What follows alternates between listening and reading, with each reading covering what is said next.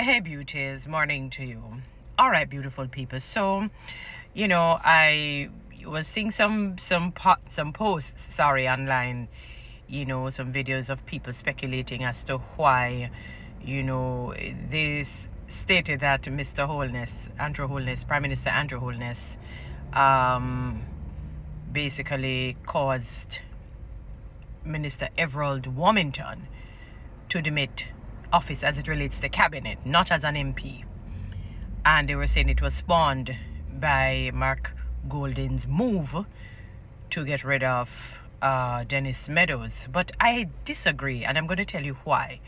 I'm giving my perspective and my disagreeing on, what people have been positing. The news said something interesting yesterday in the evening. So after, it highlighted Minister Warmington's comment, statement, and, it kind of spent more time on Dennis Meadows' comment because they talked about the U.S.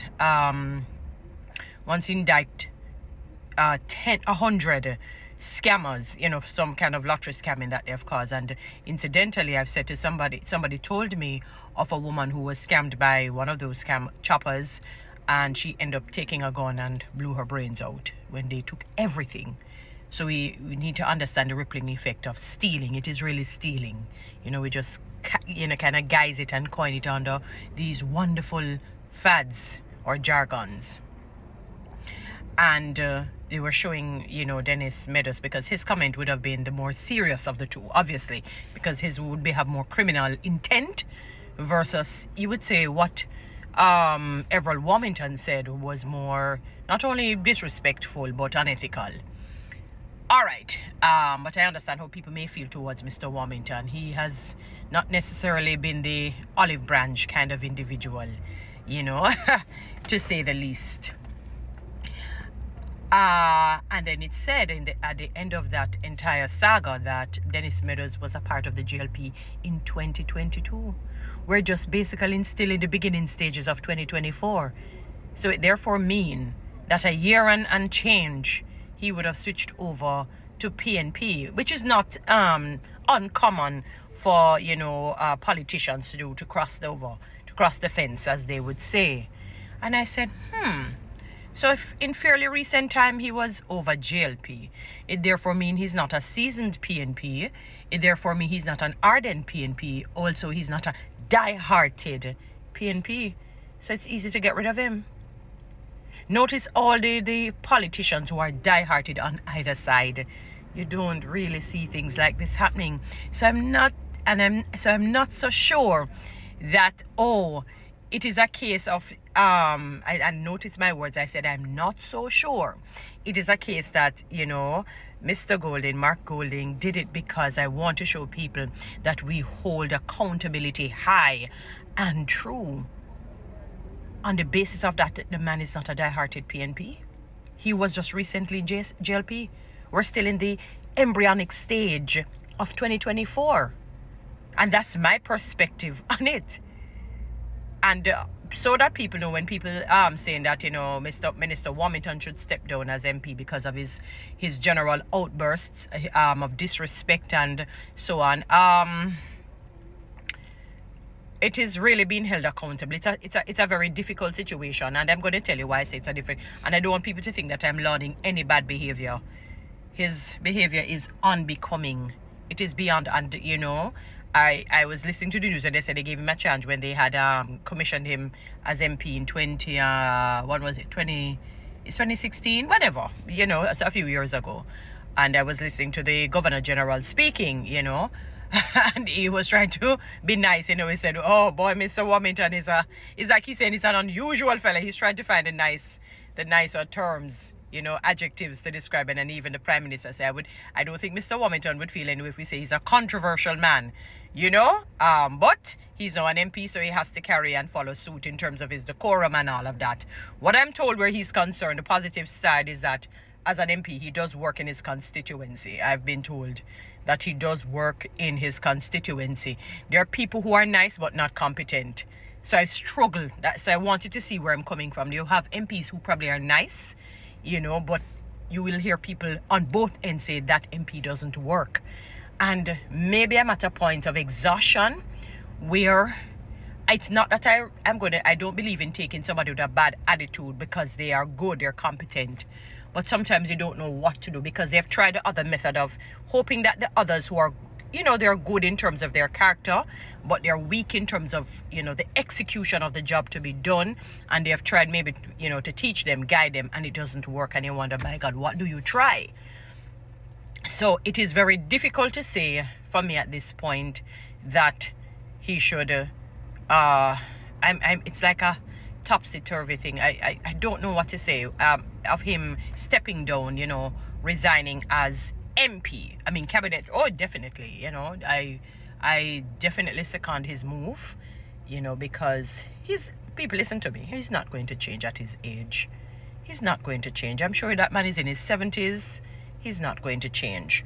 What I would want to happen is somebody, I don't know if he will do it based on how he is. If we struggle with succession planning in this country because everybody wants to hold on to things, and they keep forgetting that they're not going to escape life alive. In fact, they're not going to stay in this life forever and ever, amen. So they're not going to escape it alive, and they're not going to stay in life forever and ever, amen. They're going to die. All of us are going to die one day. So somebody needs to be trained to take over his constituency. If we don't have that, you don't want to kind of end up taking a step forward and then end up taking about 5 backwards, and we end up defeating the purpose, and then you end up blaming the party. Oh, see, this particular party, their MP is not good, when we never put things in place. I would say put things in place first. Ensure that things are put in place so that you have a seamless transitioning to somebody else taking over before you just let him step down, because you may end up, as I said, taking one or two steps forward and end up taking 5 or 6 backwards. That's what I'm saying. So I'm looking more on the basis of competence. I'm not saying that no one else is. I'm talking about being trained. Experience is very important. So yes, let us separate his bad attitude, his bad character from the competence of him being an MP. You still need somebody competent at this point. I believe in somebody being teachable, because when they're teachable, they will be able to grow into the position. For example, let me liken it on to this. When Minister Lisa Hanna had first gone into politics, I didn't think it was for her, and it's not on the basis of her because she's a beauty queen. I just didn't see her in that capacity. Personally speaking, you could have another beauty queen who goes in and it works. I didn't see her initially that way for a few years. But, I'm not somebody to try and badmouth somebody and so on. I just, said that, and, I said, boy, I think I probably shared it with my mom and so on. But it's not something that I would try and spread a propaganda on and whatnot, because I don't believe in that. And after a while, after years, she has grown tremendously, in my view. She has grown tremendously. And at the juncture, the cusp of her wanting to leave, she, to me, has exemplified really taking on the heart of the people and being a true politician. She has grown, bloomed, blossomed greatly. Honestly, people, when I see her, I said, oh my God, this woman could even become the next female prime minister, in my view. Just working it a little bit more. And I don't follow when people say, oh, she's not nice. I don't know. Listen, I'm the wrong person to come with any form of propaganda about people. I have to know you personally, because people do it to me on a smaller. I know. And until they get to know you, you realize. And sometimes when people are no nonsense and you can't get them to do your bidding, you will hear that you're not nice. When you can't trick and dupe people and get them to do your evil and dirty deeds, they will say that you're not nice. When you hold true to accountability and you're truthful, people will say that you're not nice. Because we live in a world that people bask and they glory in mask wearing. People are generally fake and false. They pretend they're not vulnerable and true and real, sincere. We don't know those things. And obviously, I'm not talking everyone. So sometimes when people are displaying good ways, they will say that you're not good. Remember, look at Jesus. They said the ridiculous Pharisees said that he had the spirit of Beelzebub, the chief of Satan. And he had to say, you're listening to yourselves? You're listening to the ridiculous words that are coming out of your mouth, the garbage? How can Satan's kingdom be divided against itself? So, but anyway, as I said, it is what it is.